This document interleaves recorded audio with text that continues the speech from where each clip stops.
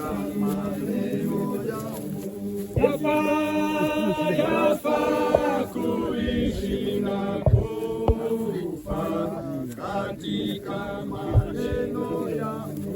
Kwa Kristo neema kubwa kabisa, tumekubaliwa na Mungu kwa neema kubwa zaidi, twapata kumutumikia.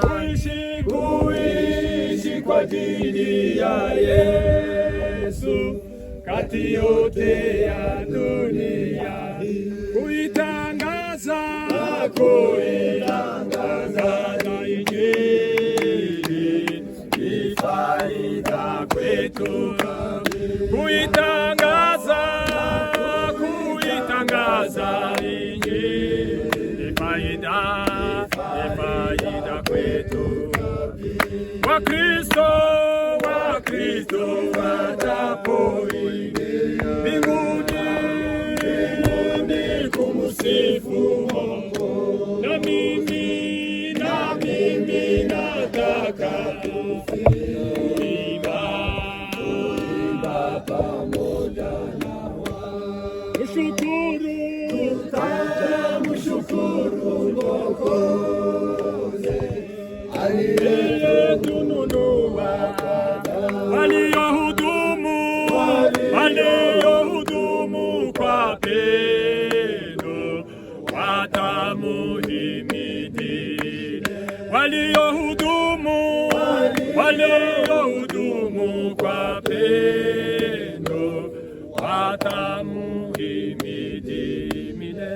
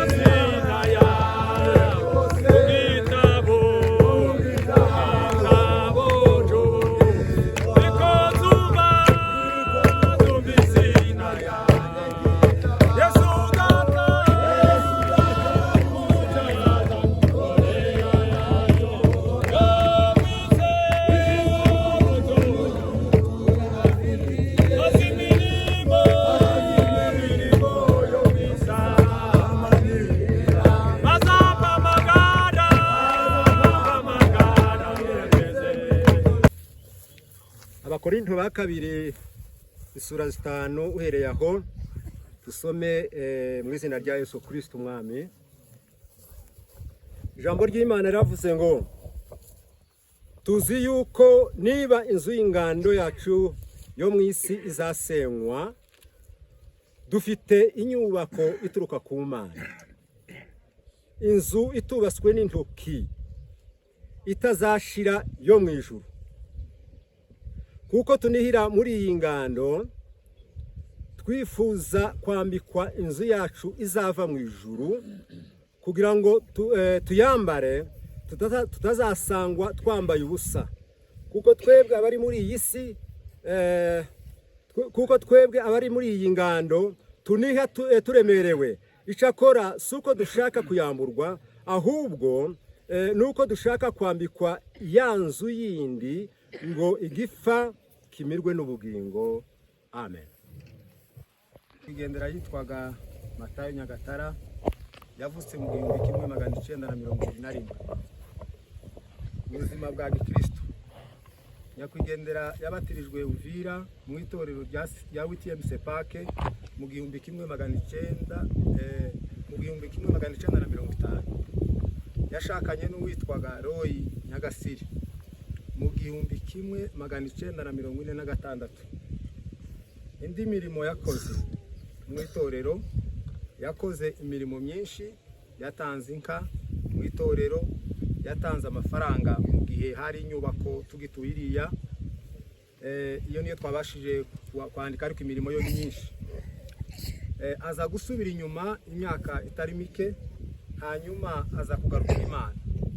Ageze mu zabukuru, dukomeza kumuba hafi, tumuha ifunguro ryera, ndetse uheruka yatanze n'isadaka $50. Ubwo twazaga gusengera hano, yarihanganaga, muzi uko intege zari zimaze kuba nkeya, tukabana, akadusaba kuza tumwibuka mu masengesho kenshi. Habaye ku cyumweru ku itariki 29 z'ukwezi kwa gatandatu, ariko kugushize uyu mwaka mu rukerera na saa 8 yitaba Imana. Tumwifurije iruhuko ridashira, bikorewe muri Nyarujoka itariki ya mbere y'ukwezi kwa 7 uyu mwaka. Murakoze. Ijambo ry'Imana mu gitabo cy'Ibyahishuriwe Yohana, igice ni cya mbere n'umurongo wa 17. Ibyahishuriwe Yohana igice cya mbere n'umurongo wa 17. Mubonye ntyo mwikubita imbere nk'upfuye, ashiraho ukuboko kw'iburyo, arambwira ati witinya, ndi uwa mbere kandi ndi uw'imperuka, kandi ndi uhoraho. Icyakora nari narapfuye, ariko none dore mporaho iteka ryose, kandi mfite imfunguzo z'urupfu n'iz'ikuzimu. Amen. Amen. Turangirize mu buhanuzi bwa Yesaya igice cya 46 n'umurongo wa 3. Igice ni cya 46 ubuhanuzi bwa Yesaya n'umurongo wa 3. Nimwumve mwanzu ya Yakobo mwe, namwe abarokotse bo mu nzu ya Isiraheli mwese, abona hese mukiri munda, kabaterura mukivuka, kabageza mu zabukuru. Ndiwe muzarinda imvi ziba uruyenzi kibaheka. Ninje waremye, ninje uheka, ni koko nzaheka kandi nzaja nkiza. Amen. Ndi kumwe nawe. Haleluya. Haleluya. Iri ni ijambo ry'Imana ritubwiye muri uyu mwanya ngo humura, turi wenyine.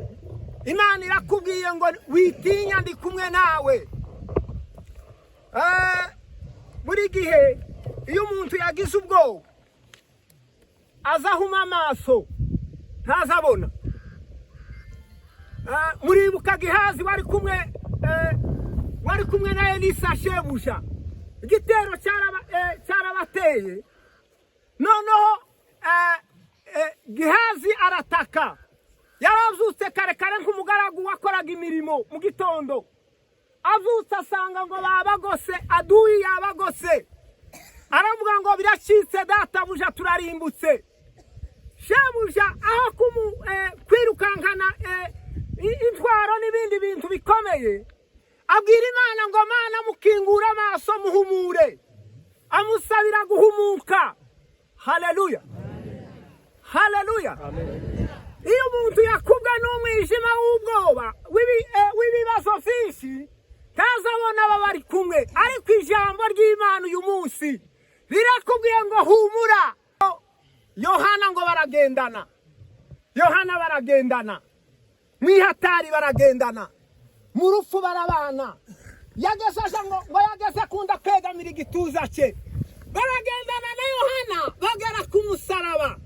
Yohana niwe Yesu yabwiye asigaraze Mariya wazaye Yesu, aramubwira ngo mwana ngo reba nyoko, ngo kandi nawe muvyeyi reba umwana wawe.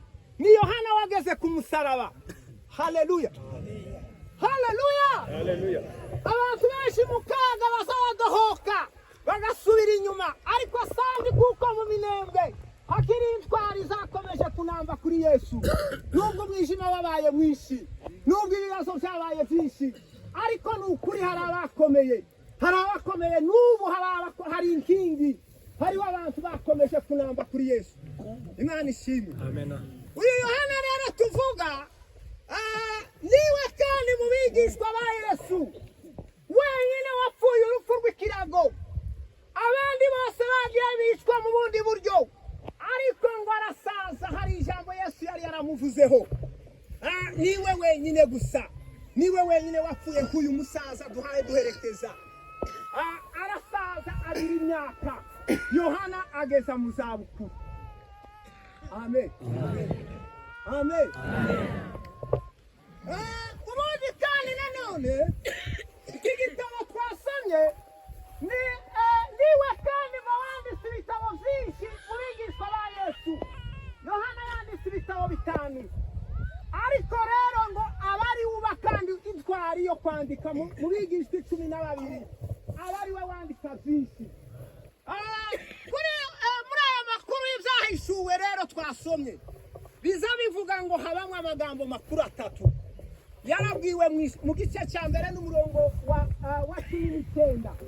Arabwirwa ngo ibyo ubona ubyandike. Iyo ni ryo jambo rya mbere. Kandi ibyo yari kwabwirwa ngo ibyo abona ngo yari ishusho ya Yesu, ngo yamubonye ari hagati y'ibitereko by'amatara, ngo agenda ngo itaraza ryaje kuzima akaryongeramo amavuta. Haleluya, Yesu n'uwo arahagaze, karagenda mu matorero, karagenda mu bantu biwe.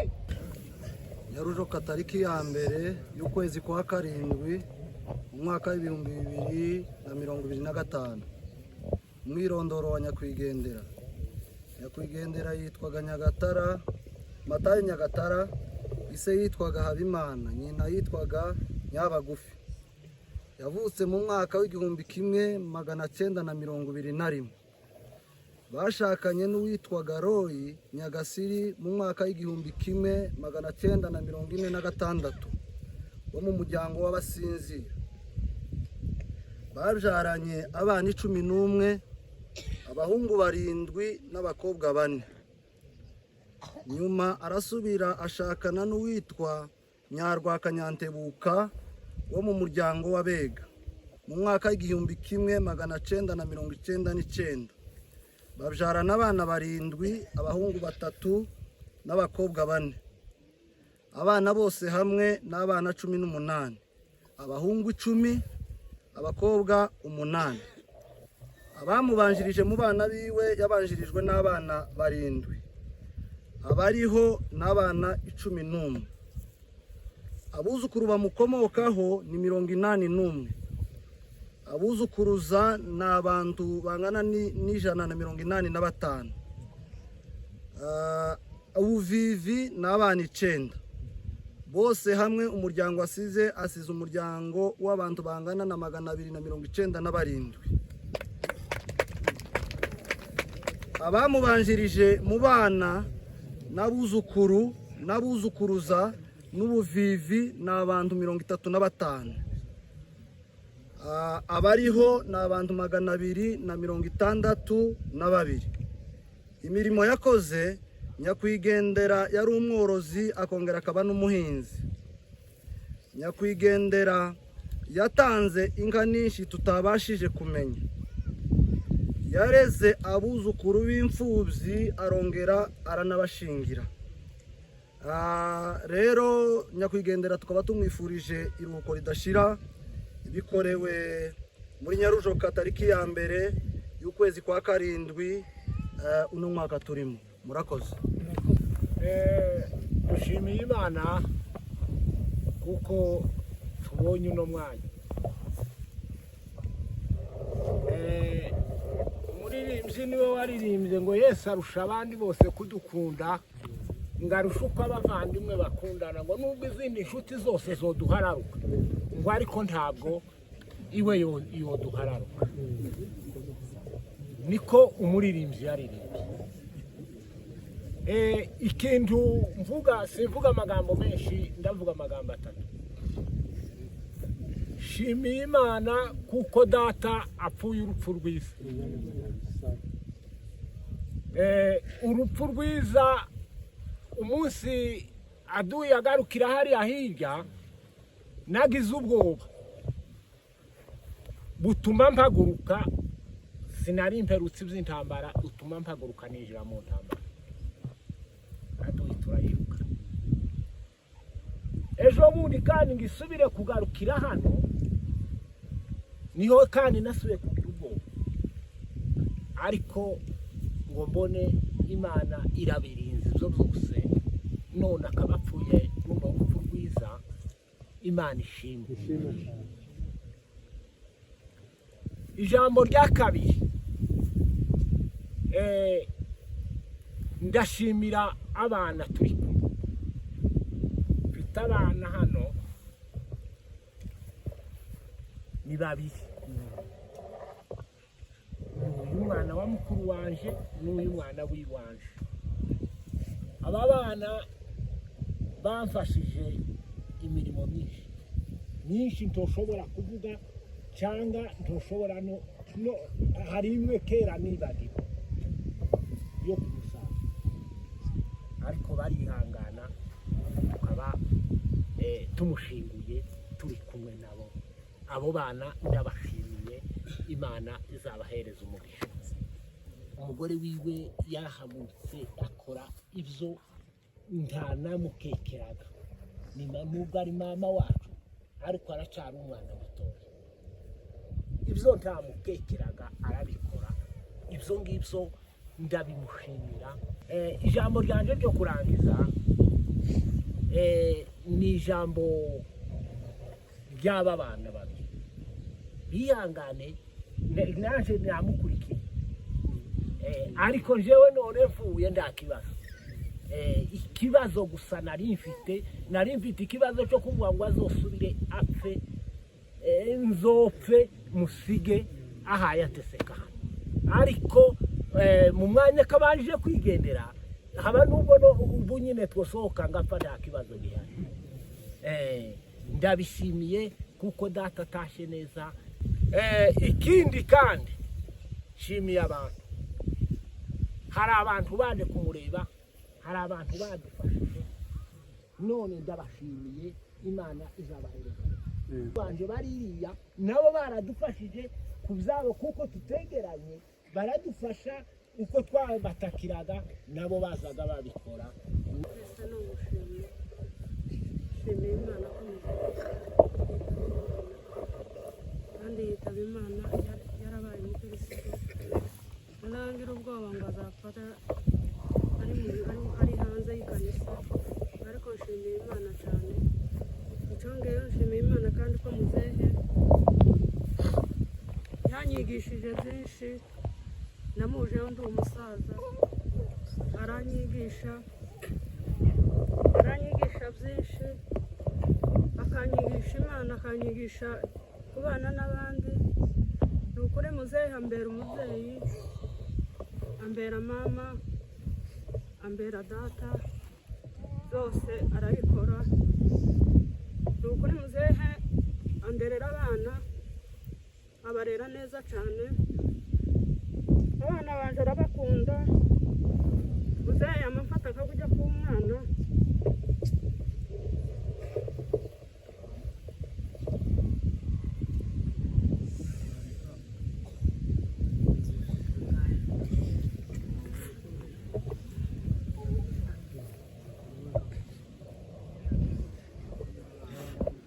muzehe akaguma akanyihanganisha muzehe akabwira ati dore uri umwana uzi urera abana neza kandi uzi umenya ba mukeba bawe uzi umenya ko ari wowe mukuru n'ubwo uri umwana uzi umenya ko ari wowe mukuru ni ukuri muzehe anyigisha byinshi anyigisha umuco mwiza kugeza ubu ngubu amaze kwika hasi akaguma akanyigisha akambwira ngo sinkaza niteza ubuhara neza nkora ibyo nshoboye muzehe harandera tubona uko mvuga ngishika iwe yazaga tukigira ibintu bitaranyagwa muzehe akamfatira umukozi akambwira ngo ntakandi akazi mbaye nza ngaburira abana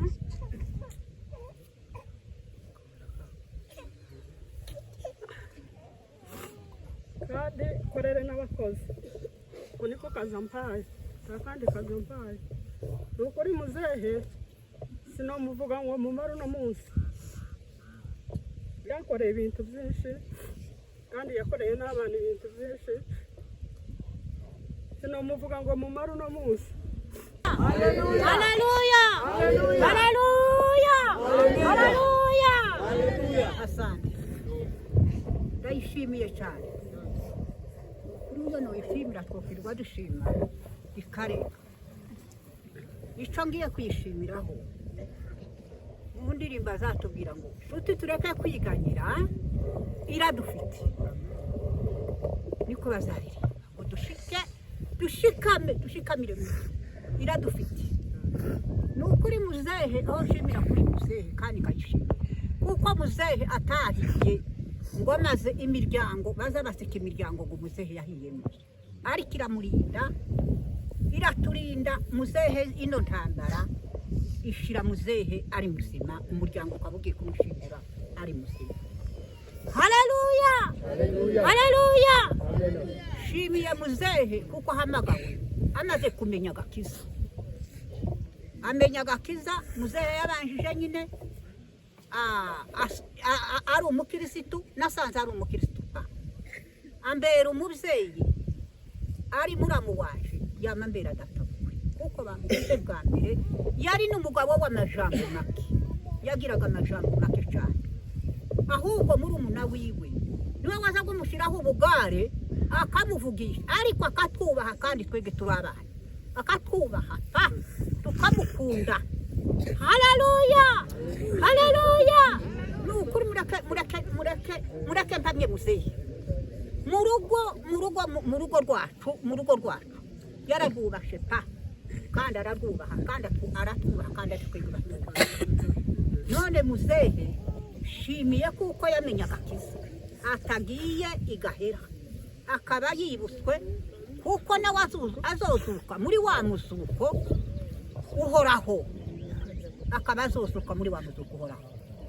Muzehe ni ukuri yabanye n'imiryango neza abana n'urugo rwiwe neza muzehe mu gihe abana bashize twabanje turiheba ngo ariyahura ariko arihangana amaze kwihangana none muzehe n'umuryango asize si mukeya ni ukuri turamushimiye wasize wose kandi murawumvishije. None muzehe dushimiye kuko tumuhanze mu nzira nziza mu nzira z'agakiza muzehe ntitwabanye nabi muzehe yaturereye abana muzehe twenyine araturera.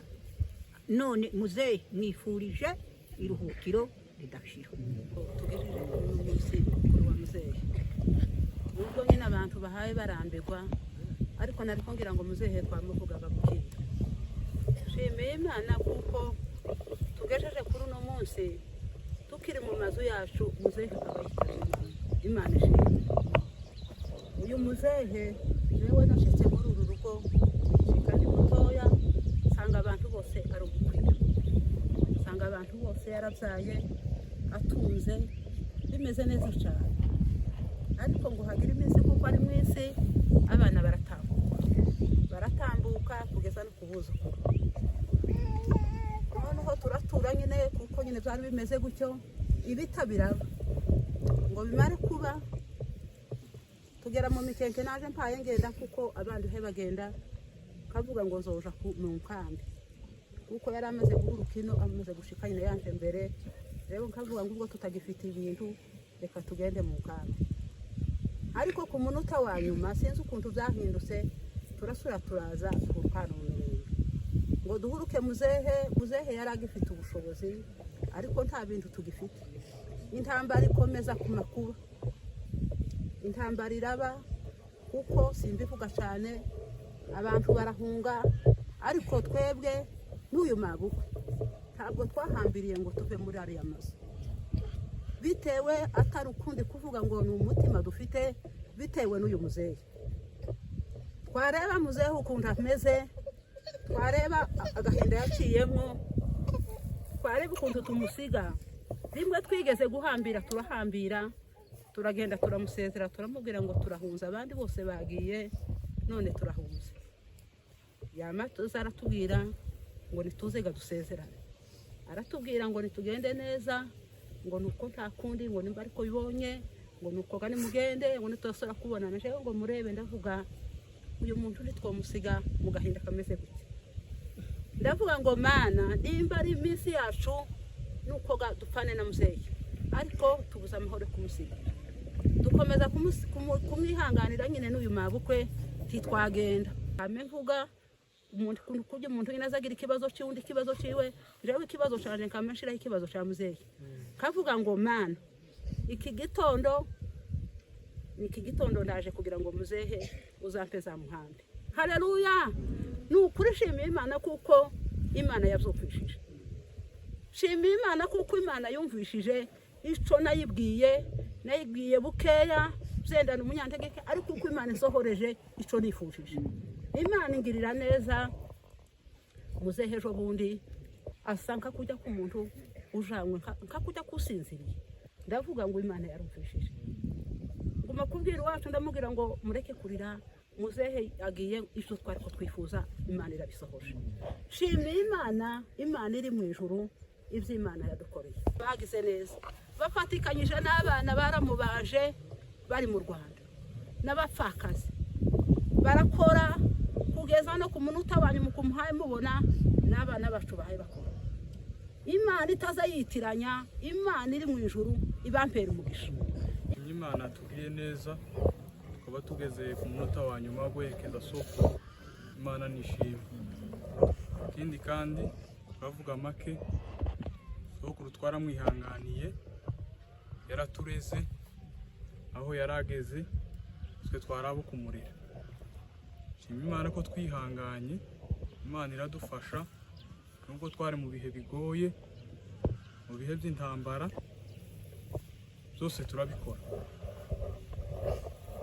Ari intambara twarazigwanye, ari zizo kureba sokuru twarazigwanye, twaramwihanganiye, twaramwuhagiye, mu bigoye tumugirira neza. Jewe sokuru apfuye ntararambirwa, nari ntararuha, nari ntarumva ko ndusha. N'ubundi nakaza murengeza akambwira ngo mwana wanje reka mfe ndeke kukuva.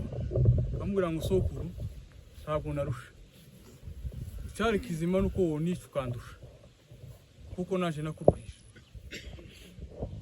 Akabyumva, turamurengeza kugeza ku munota wa nyuma, bakandekura nkaza nkuhagira, bafatikanya n'uwacu tukarengeza tukuhagira, twamukorera n'indi suku.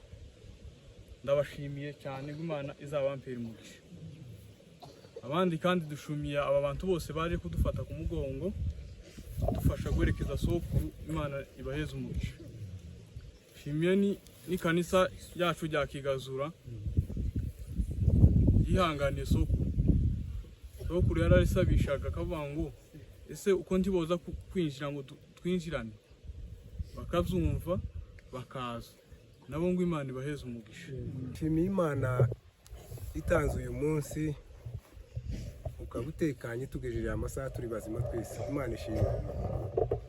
Ejo mwabonye ikintu cyabaye ariko mvuga ngo bino bintu ntibiba, ariko kuba Imana ibikoze twaba tugejeje kuri uno munsi turiho, bishimiye Imana. Imana ishimwe cyane. Ngiye kuvuga sogokuru mu bihe kandi munihanganire nije wa nyuma. Sogokuru yabayeho mu bihe, igihe yavutse sinkizi, n'igihe yabayeho jewe namubonye ari ukungana, ariko tubana mu bihe bimwe bibi n'ibindi byiza. Numvishije ukuntu sogokuru yazaye abana 7, abahungu 5 barapfa, abuzukuru barapfa, abantu 30 n'imisago. Ndabivuga mu ncamake mwihangane, ariko abo bose twahanze umuntu umwe. Uyu ni umurambo wa 2 duhanze, ariko bukeye Imana itugirira neza. Data wacu ava imwo baraza gwara mu Kigazu, amaze gufa sogokuru abitekerezaho cyane, kandi umurambo waraho turashingura. Sogokuru agira intekerezo nyinshi z'abana be bashize, ararwara. Tugerageza kumuvuza tumujana mu Rwanda, ntibizakunda. Bidakunze bwa buzima bubamo, agira intekerezo yibuka ibyamubayeho, sogokuru agahabuka akagenda. Nshimiye Imana kuko sogokuru ataguye mu ruzi. Nshimiye abantu bamfatiye sogokuru ahantu hose yaciye muri bwa buzima. Imana izabagirire neza. Ibyo bintu biragenda biba birebire cyane. Abantu bagira ibibazo byinshi kugeza nkomeretse njewe na muzehe. Muzehe aragenda aratura ku bitaro, arongera aragaruka ngo buke naje ndakomereka, nja ku bitaro ndagaruka. Icyo nshimira mu Imana, Imana ntiyari yaraneretse kuko ari inshu zohamba sogokuru, ariko intekerezo zanjemo data afite ibipango n'amafaranga ibuvira, ndamubwira ngo simbi buvira. Ndango mwamubonye wa musore niwe muherezi wacu, baragerageza batanga amafaranga, bagerageza kuvuga ngo mbunge, ndabananira. Ndaza umunsi naraye nituye hano n'indege, umunsi biriwe barwana batwika no mazu ya hano. Sogokuru ari hano mu nzu.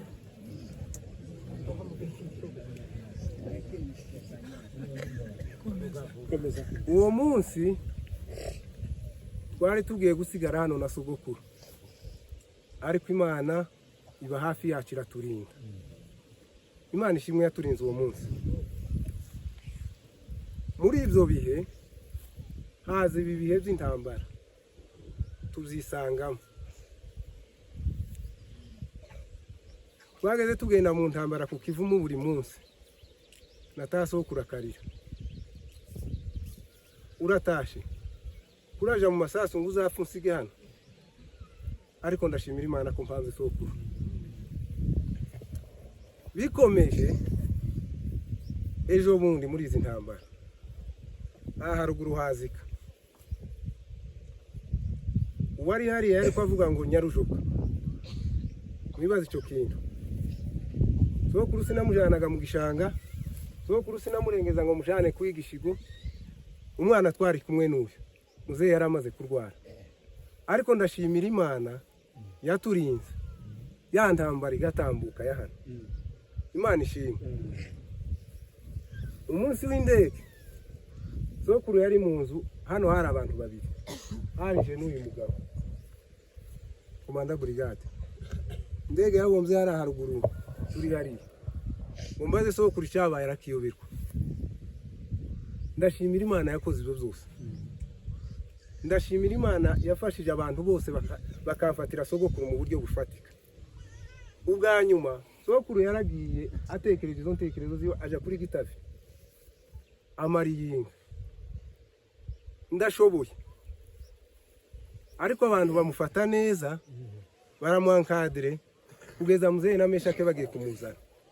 Abo bantu bakoze ibyo Imana izobaheza umugisha. Ibyo bihe ni bibi cyane, zarambabaje, biradutatanya twese. Abantu bakwira imishwaro. Sogokuru ari muri ubwo buzima. Tuba mu bihe bindi, sogokuru yari umutunzi, tuba mu bihe by'ubukene. Biriya mukecuru yababwiye, nzavuga kuri telefone umunsi umwe, umunsi wa kabiri bakohereza ifaranga. Abantu bafata sogokuru neza. Abo bantu nabo ndabashimiye. Imana ibaha umugisha. Turi hano na muzehe, inka zatinze kubyara, sogokuru agira umwe. Muzehe muri karari. Uriya muntu ko ndabura nk'icyo nomuha, kandi inka ni izacu, ariko niwe uzifite. Nageze mubwira rimwe akumva cyane, habe n'inka yiwe yageze ibyara akavuga ngo ni nyijana. Imana izaguheza umugisha muzehe. Uw'Imana niwe cyane, nawe uwo twebwe tuzaguha ni mutoya kuw'Imana. Imana izakurinde kandi igukomeze, uzihanganire n'abandi. Imana iguheza umugisha. Ejo bundi ndamusohora hanze, ndamubwira ati sogokuru ntiturabatizwa. Ati wewe niwe utarabatijwe, wewe wabatijwe mu tuzu twa hano, nje wabatijwe muri Tanganyika. Ati nzambona wewe uri mupagani, ariko nje ndi umukristo. Mu muntu utunze ibintu bibiri kandi by'ibanga utazi, gukiranuka kuba mu ibanga no gukiranirwa kuba mu ibanga. Sogokuru yabaye mu bihe by'ubupagani, ariko mu minsi ye ya nyuma akiranuka mu ibanga. Imana ishimwe. Ubwo sogokuru amaze kuja gukiranuka, yageza ntuma revera Isake ngo bucya amenye ko revera yabunze, wese yataye kanisa. Uzogenda ubwirire wa mwana abahenda azanzaniraga meza basi. Mezake twageze duhurira mu isoko, nimba afite kwinjirira hari akuriye bagatuma binjirira hano kubwa sogokuru. Banatinda kambwira ngo muheke mujane kwa Bwigira. Imwumva kuko yakiranutse mu ibanga, jewe ntobishobora. Ariko Imana ishimwe kuko sogokuru apfuye ari umukristo. Imana ishimwe kuko dushinguye sogokuru mu cyubahiro. Imana ishimwe cyane. Ngiye kurangiza ihangane. Ndashimira abantu bose babaye hano. Sinarinzi ko abantu bashobora kutwita, ariko Imana yabahaye uyu mwanya mukasiga ibyanyu. Imana ibaha umugisha. Imana ibaha umugisha. Aba bantu bose duturanye hano bakoze iyo bwakabana, bafashije sogokuru. Aba bantu bose basuye sogokuru. Imana ibaheze umugisha. Ikigeretseho nababajwe nuko data atari hano, ariko ndahari. Ejo bundi twagize ibibazo, abantu bose bararwara, kugeza ku mugore wanje twari kumwe hano ararwara, ariko yambwiye ngo ibyo yakoze Imana nawe imuheze umugisha. Mushenge yambwiye ngo muvugire mu kigezi. Mushenge ni ikimuga. No kurageze yirata akavuga ngo yashingwe, namubwira ngo abakobwa ni benshi hano mu rugo. Tinje washingiye ngashingira n'ikimuga. Taba ngaba bazogenda. Ejo bundi abakobwa biwe nibo bashaswe imbere y'abandi. Ariko ndashimira Imana, icyo kimuga cyari gifite intama 30. Umunsi agenda yamashore yazantama 30 arazimushira. Ubwo gukunda sogokuru yakundaga abana be cyane, arabakunda cyane kugeza kuri data wacu we kari akarusho. Muzehe wihangane yapfushije inshuti, ariko Imana yo mu ijuru yakoze ibi yabwa icubahiro. Kandi sogokuru Imana igenda imwakire mu bayo. Urakoze cyane. Ba nyirarume wa ariko rero cyane no gushima Imana uyu mwana wacu.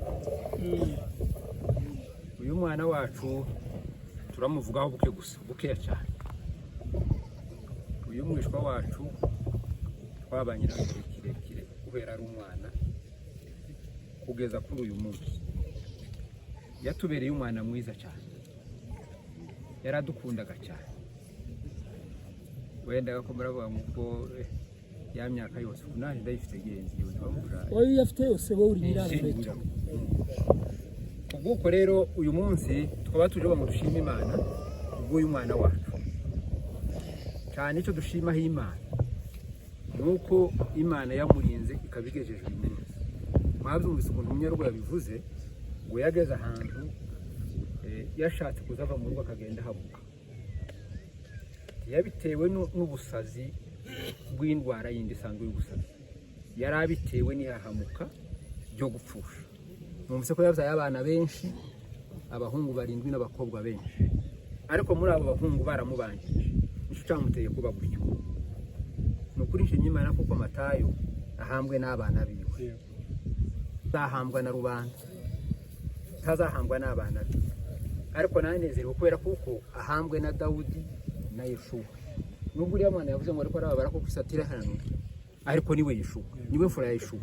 Uko Yeshuwa ari hano bari kumwe bombi na murumuna we Dawudi. Bana bandi Imana ibayimugisha kuko mwihanganye Yesu mukaba umuhanga. Tugiye kuvuga ngo basebukwe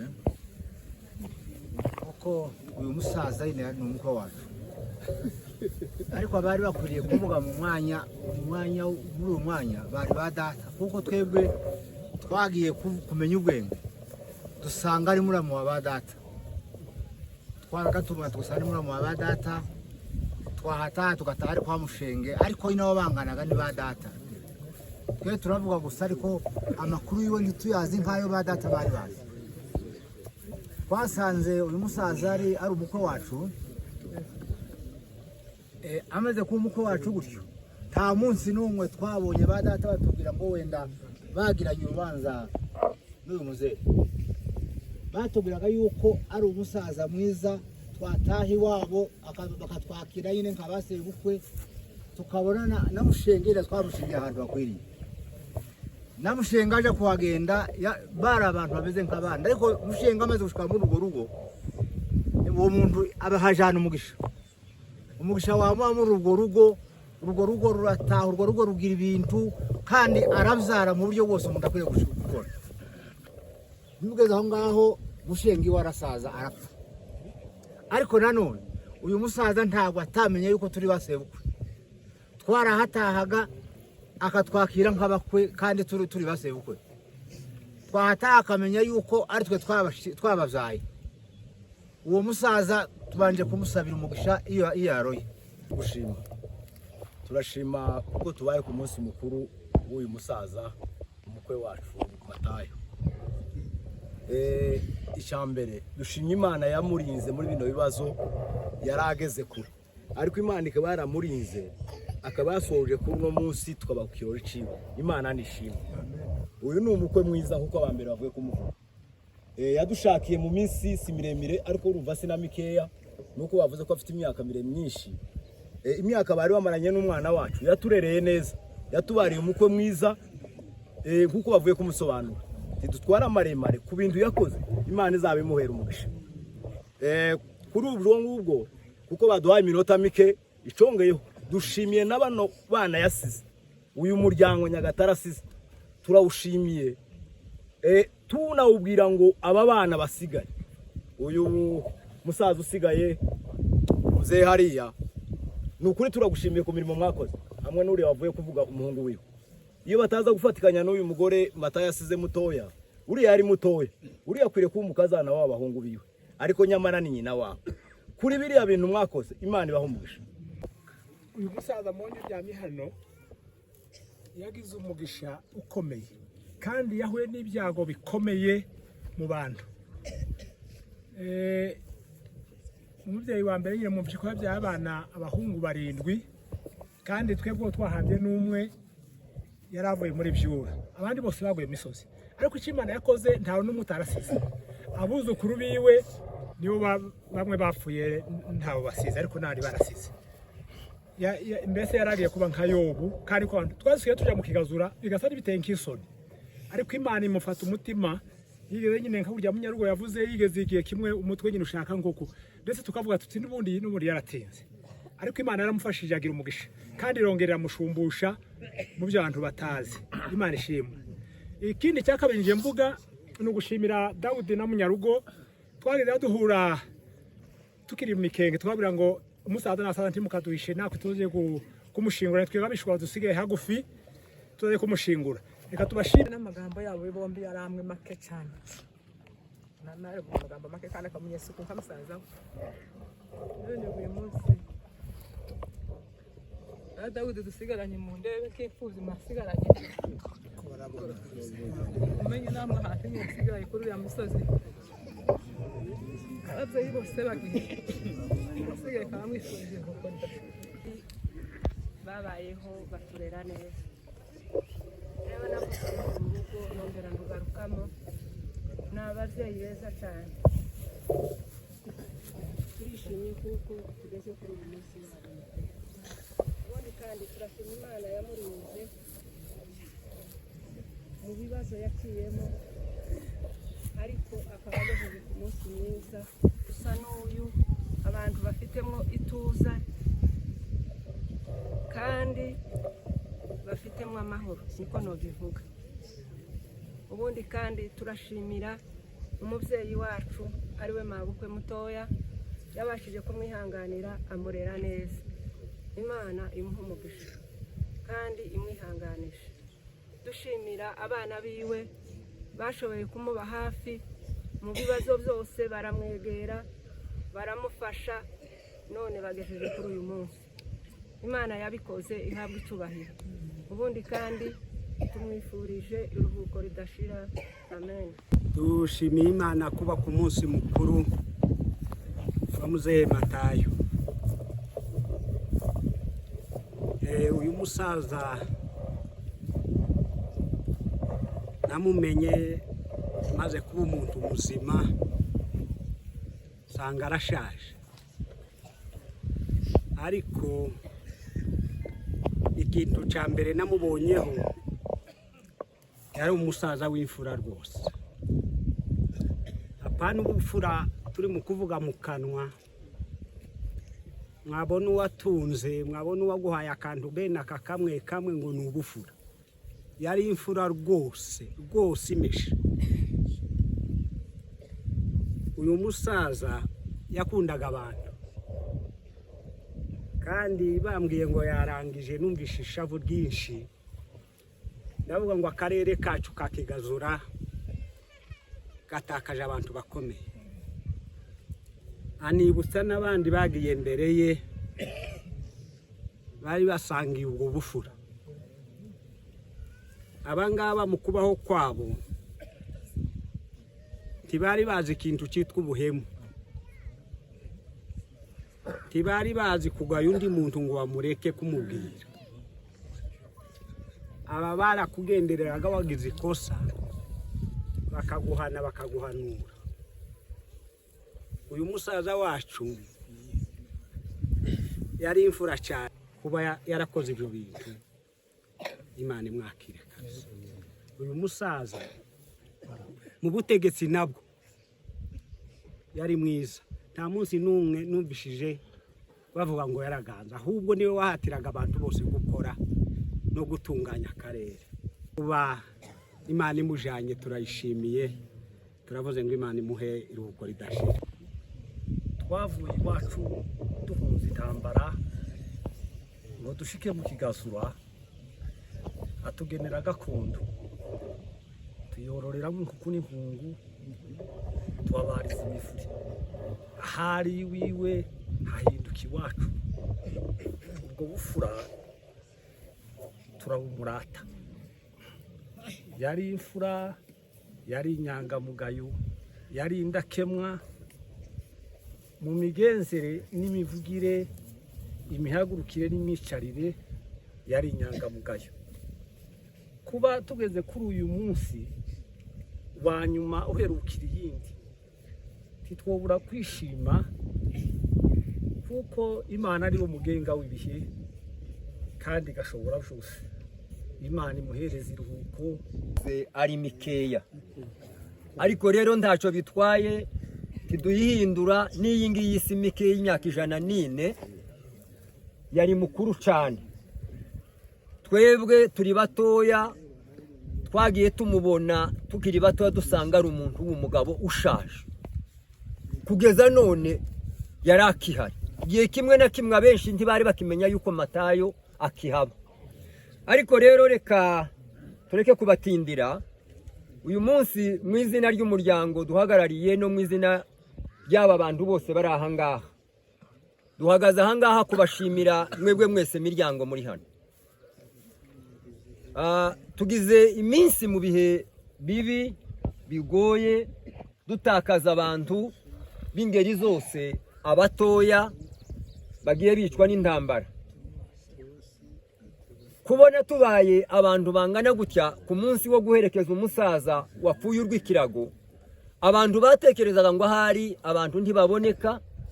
Ariko rero mwebwe mwese abaje guherekeza umusaza Matayo, turabashimiye miryango mwese muri aha, Imana ibaha umugisha. Uyu musaza rero, uyu ni umunsi wa nyuma wo kumubabikira, kubabwira yuko tutakimufite Matayo.